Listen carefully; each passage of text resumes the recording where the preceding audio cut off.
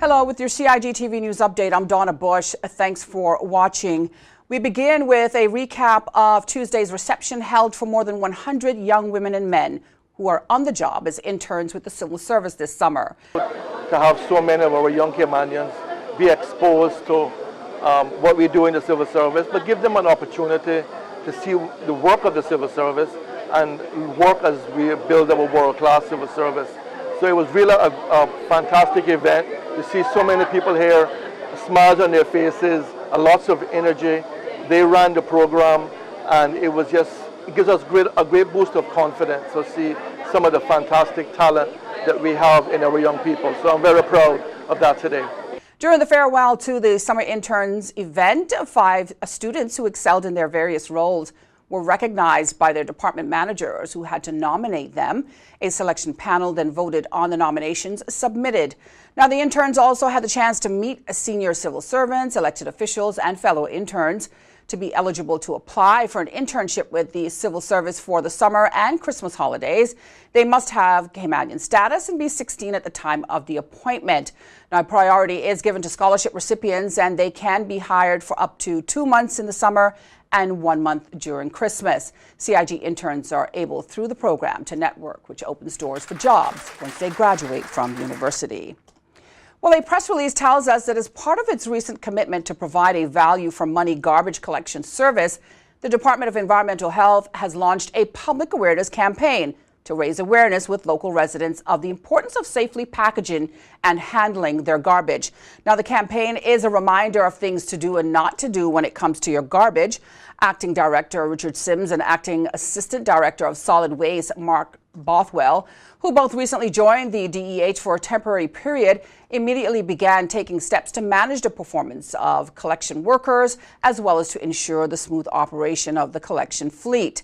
At the time, both men noted that a continuous dialogue with the public would also be necessary to ensure that local residents at all times have access to the information and resources necessary to ensure a smooth waste collection process. An important component of this, the department says, is ensuring that members of the public can both handle and package garbage safely in keeping with good sanitation practices. In the case of residents, this is important when transporting garbage from indoor to outdoor containers, and for collection workers when picking up from the curb at any time and any time thereafter.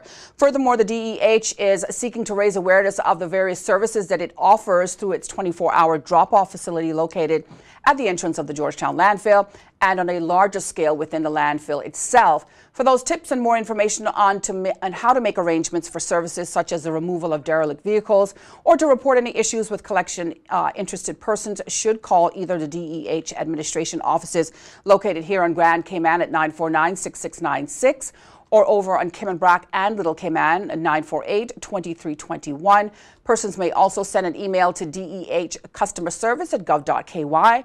You can also send a message to the Facebook page, which is facebook.com/DEH Cayman Islands.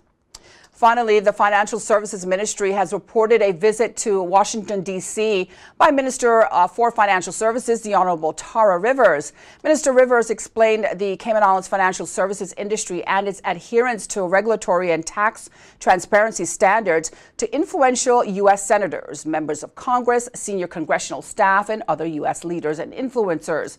Now, this follows her visit back in April when she attended similar meetings on Capitol Hill and with the U.S. Treasury and State Departments, in addition to continuing the discussions about Cayman's industry and regulatory compliance.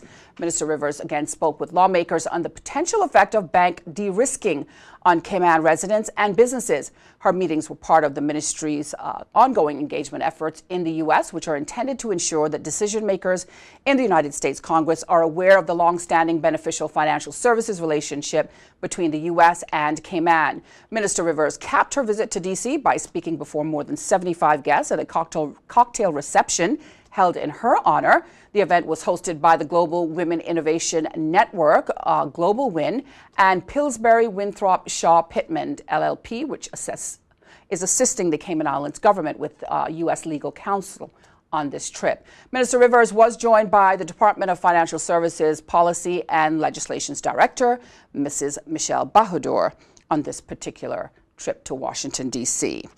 Well, if you'd like to take a look at our weekly schedule of shows here on CIG Television, you can go online to gis.gov.ky. Don't forget to click on the publications link at the bottom of the homepage.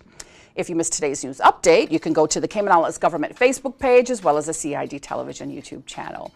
With your CIGTV news update for this Wednesday, I'm Donna Bush, thanking you for joining us and hoping you'll do the same again tomorrow. Until then, bye-bye for now.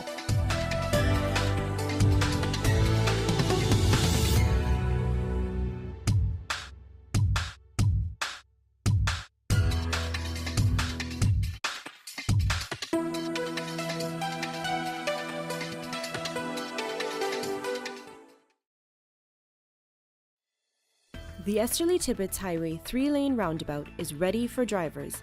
It's time to make sure you know how to use it. First, know which exit you need to take.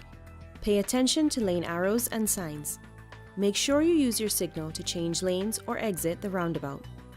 To turn left, you always approach in the left-hand lane and indicate left.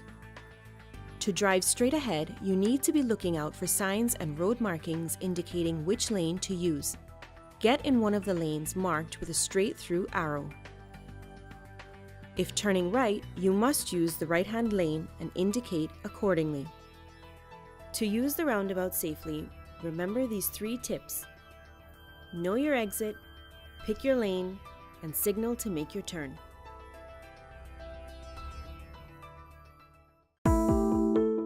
Did you know your mailing address details on your land register must be up to date in order to receive notices on new development which may impact you? Visit Lands and Survey Department to check your mailing address is correct. Did you know that walls, fences located along the road require planning permission no matter the height? You should check with the department as a planning and permit application may be required.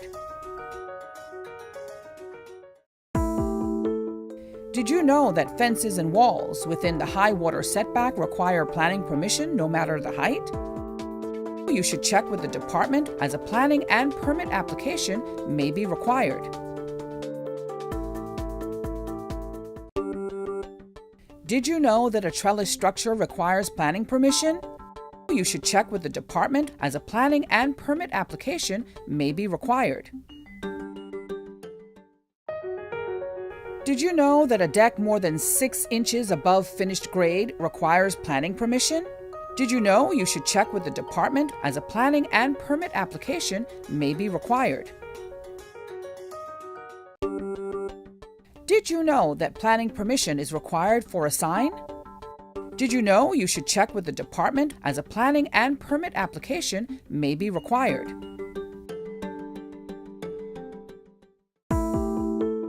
Did you know you should check with the department before leasing a property or unit for a business as a planning and permit application may be required?